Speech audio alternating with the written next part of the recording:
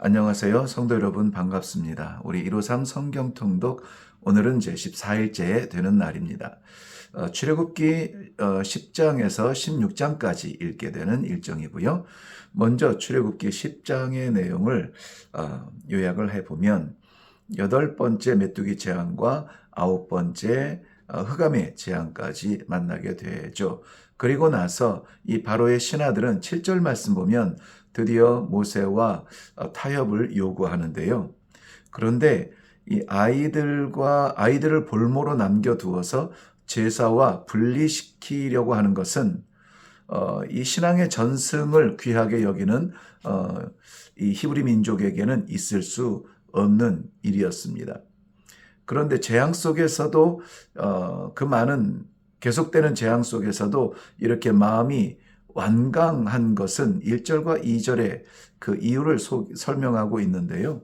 먼저는 하나님의 계속되는 표징을 보여주기 위함이고 그 다음에 또한 이런 일들에 대해서 자손들에게 어떠한 일을 통하여 하나님께서 이기시고 역사하셨는지 그것 하나님 여호와에 대한 소개를 전승하기 위함입니다. 무엇을 전승해야 될까요? 2절 하반절 보면 우리가 잘 아는 대로 하나님께서 여호와이신 것을 전승하는 것이었습니다. 네, 출애굽기 11장입니다. 첫 태생, 즉 장자와 모든 동물의 처음 난 것들의 죽음의 심판의 경고를 기록하고 있습니다. 많은 사람들이 깨닫고 돌아서는데요. 끝까지 버티는 사람들이 꼭 있습니다. 오늘 이 11장에서 항상 11장의 이 버티는 사람들 이야기를 할 때마다 생각나는 사람들이 있죠. 기도해야 될 제목입니다. 3절 말씀 보면 모세가 애굽에 있는 바로의 신하와 그 백성들의 눈에 아주 위대하게 보였다. 위대한 것은 아닌가 봐요. 위대하게 보였다라고 말합니다. 모두 인정하는데 오직 바로만 끝까지 버티고 있습니다. 8절 말씀에 보면은 모세가 바로에게 심히 노하여 그 자리를 박차고 나와버리고 말죠. 고집불통 꺾이지 않고 변하지 않는 강팍한 마음이죠. 9절에 보면은 바로가 너희 말을 듣지 아니하리라. 안 된다는 거예요. 그 10절의 이유가 나오는데요. 왜 그렇게 안 되냐? 왜 그렇게 완강하냐? 여호와께서 완악한 마음을 주셨다. 마음을 완악하게 하셨다라고 말씀하고 있습니다. 그러면 이제 우리가 이해가 되죠. 왜 그렇게 변하지 않는지. 우리 스스로가 내가 생각해도 너무 변하지 않는 고집스러운 부분이 있다면 우리는 긴장하며 하나님 앞에 조금 더 겸손한 모습으로 나아가야겠습니다. 출애굽기 12장입니다. 이미 말씀드린 대로 출애굽기의 중심, 핵심 12장에 있습니다. 바로 6월절이 시작되고 그 의미를 설명하고 있기 때문입니다. 6월절은 전통과 절기의 그런 의미 이상의 무엇이 있는 거죠. 11장에서 언급된 장자들, 첫것의 죽음의 사자가 올 때에 문설주에 바른 어린 양의 피를 증표로 하여서 죽음의 사자가 넘어가고 유월하고 출애굽의 새날을 맞이하게 되는 날을 기념하는 것입니다. 그래서 유월절이죠. 바로 그리스도의 십자가의 보혈의 은혜를 기억하는 것입니다. 11절 말씀에 보면은 지팡이를 들고 신을 신고 음식을 먹으라고 하죠. 언제든지 뛰쳐나갈 수 있도록 긴박성을 보여주고 있습니다. 8절 말씀에 보면은 누룩을 넣지 않습니다.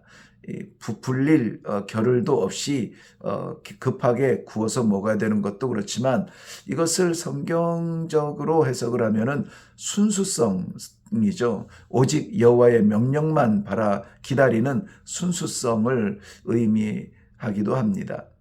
또 누룩을 넣지 아니하는 이 빵을 쓴 나물과 먹게 되죠. 쓴 것은 여러분 오래 기억에 남지 않습니까? 그래서 이 날들을 기억하라는 의미이기도 합니다. 6월절 이후에 지난 다음 6일, 7일까지 무교병을 먹게 되는데요. 이것은 광야를 기억하면서 절제와 겸손으로 하나님 앞에 설 수 있도록 우리를 낮추는 그러한 의미가 있습니다. 출애굽은 430년 만에 일어난 해방의 날이었습니다. 출애굽하는 그들을 오늘 12장 41절 말씀에 보면은 여호와의 군대라 이렇게 표현하고 있습니다. 마치 이 탈주자들처럼 이렇게 어수선하게 도망치는 것이 아니라 군대처럼 행렬을 갖추어서 저벅저벅 행진하는 그러한 모습을 우리가 상상할 수가 있겠습니다. 여호와의 군대. 네, 출애굽기 13장입니다. 출애굽 이후에 하나님께서 새로운 신분의 새로운 삶의 질서를 가르치기 시작합니다. 이제까지 노예의 신분 위치에서 주도적인 것이 아니라 의지 없는 삶을 살아오다가 이제는 새로운 삶을 살게 되는 그러한 백성이 되었죠. 13장에서는 이 두 가지 중요한 것을 말하는데요.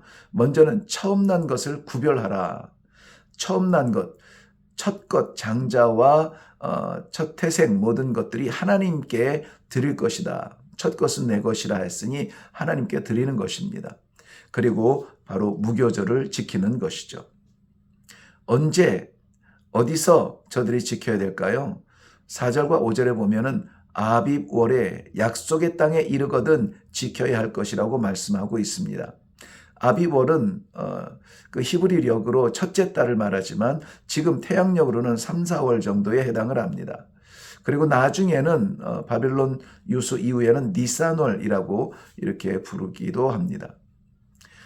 이 절기는 단회적으로 한 번 드리는 것이 아니라 자손 대대로 전승되어야 할 절기와 질서인 것을 기억하시기 바랍니다. 9절과 16절에 반복되는 명령이 있습니다. 이 반복되는 명령, 즉 손에 기호를 삼고 미간에 표를 삼으라. 이것은 왜 그래야 되냐면은 14절 말씀에 답이 나오는데요. 그 뜻이 나오는데 14절 보면은 내 자녀들이 묻거든 이렇게 대답해야만 하는 것이죠. 한번 그 14절부터 16절까지 내용을 좀 소리내면서 읽되 좀 깊이 생각하시면서 읽어보시기 바랍니다. 이것이 당대에 끝나서는 안 된다는 것이고요. 자손 대대로의 전승의 의미가 지금 우리가 살아난 것보다 더 귀하다는 것을 느낄 수가 있을 것입니다. 네, 이 시대에 시들어져가는 이 믿음의 전승들에 대해서 우리는 좀 고민할 필요가 있겠죠. 출애굽기 14장입니다. 1절부터 4절까지만 봐도 이 성경 전체의 특징이 나타나는데요. 뭐냐면 진로는 하나님께서 가르쳐 주신다는 거예요. 나아가야 될 길을 저들이 개척하는 것이 아니라 하나님이 인도하신다. 그런데 이상한 것은 하나님이 인도하시는 그 길을 가는데 위기를 만납니다. 홍해 바다가 가로막고 있게 되겠죠. 바로 애굽 왕 바로는 그들의 지형을 너무나 잘 알기 때문에 이스라엘 백성들이 지금쯤이면은 아마 지형적으로 갇혔을 것이라고 오해를 합니다. 그래서 바로의 마음이 완악해져서 추격해 오게 될 것이죠. 왜냐하면은 생각해 보세요. 200만 명 이상의 노예를 부리고 있다가 그들이 다 빠져나간 공허한 길거리, 공사장, 그리고 저들의 일터. 누가 채울 것입니까? 그러니 억울하고 분해서 이들을 죽이려 오히려 차라리 죽이는 게 낫겠다. 마차를 앞세워서 이들을 쫓아옵니다. 그런데 바로 그 일로 말미암아서 나타나는 결론은 하나입니다. 나를 여호와인 줄 알리라. 하나님의 계획 가운데 있는 것이죠. 하나님이 길을 인도하십니다. 인도하시는데 어려움을 만납니다. 그 어려움은 죽음에 직면할 수밖에 없는 그러한 애굽의 군대의 어려움입니다. 그런데 그 일을 통하여서 여호와께서 이기게 하시고 살 길을 열어주시는 것을 우리는 눈으로 보게 됩니다. 나를 여호와인 줄 알리라. 네, 그래서 이 무리는 어떻게 합니까? 그대로 하니라. 우리는 그대로 하면 됩니다.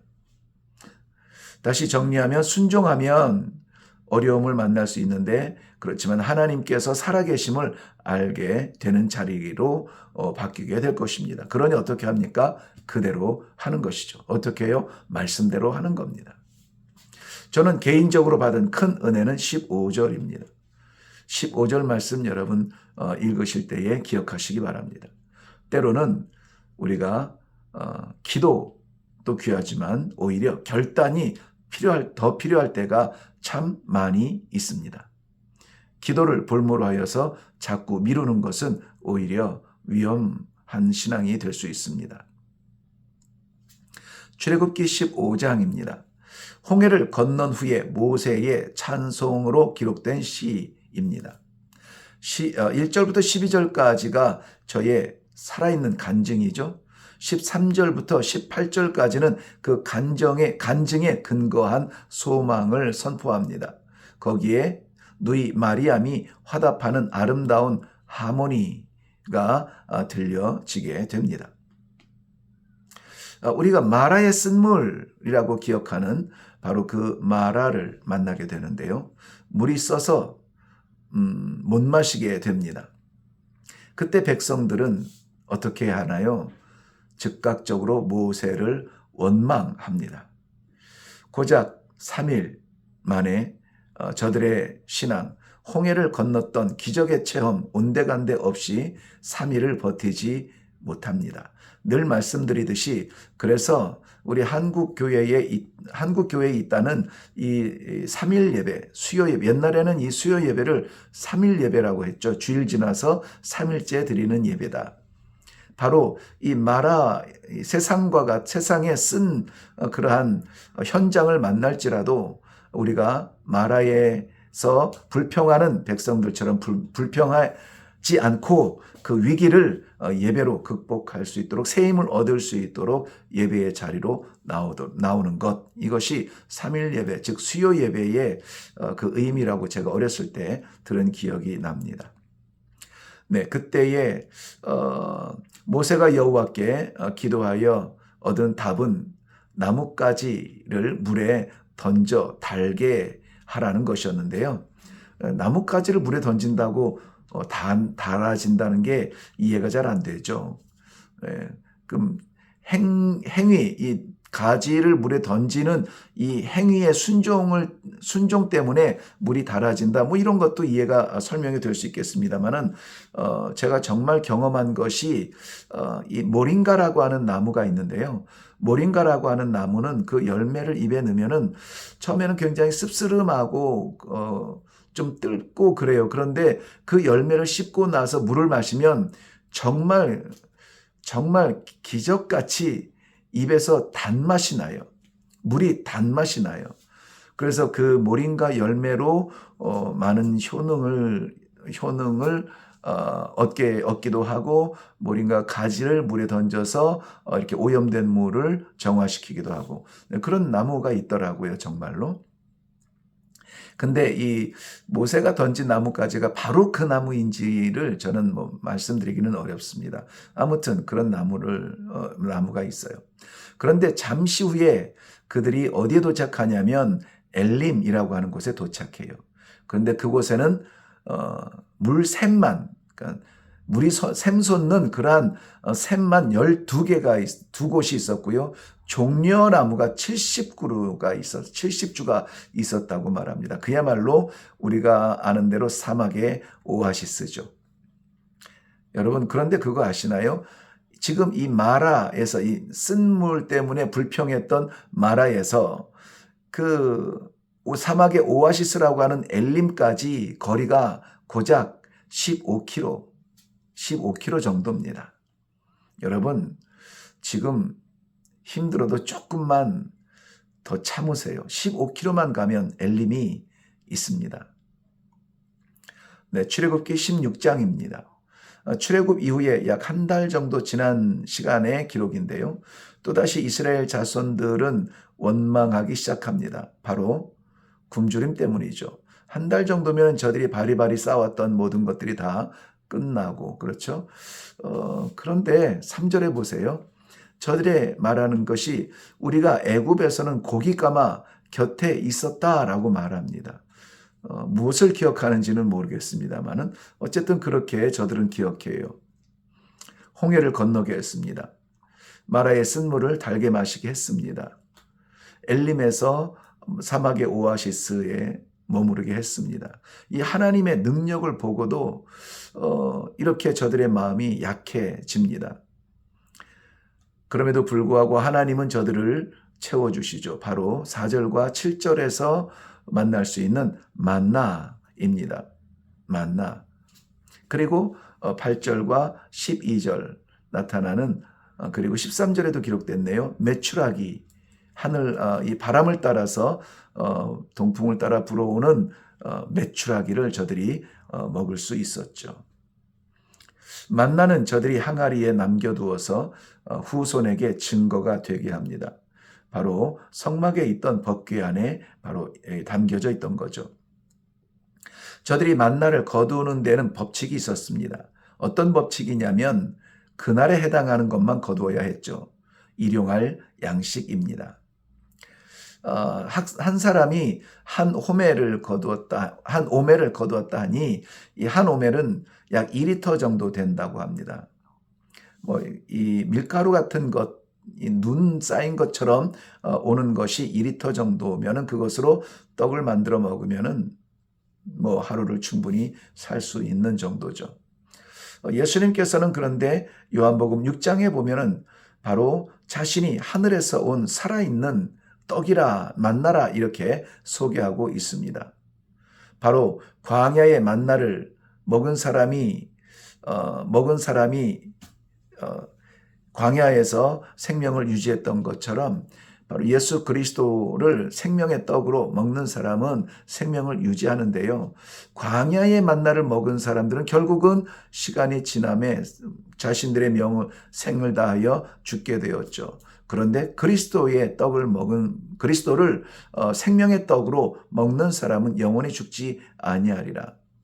그러니 우리는 이 생명의 떡을 매일 먹어야겠죠. 예수 그리스도와 매일 동행해야 살 것입니다.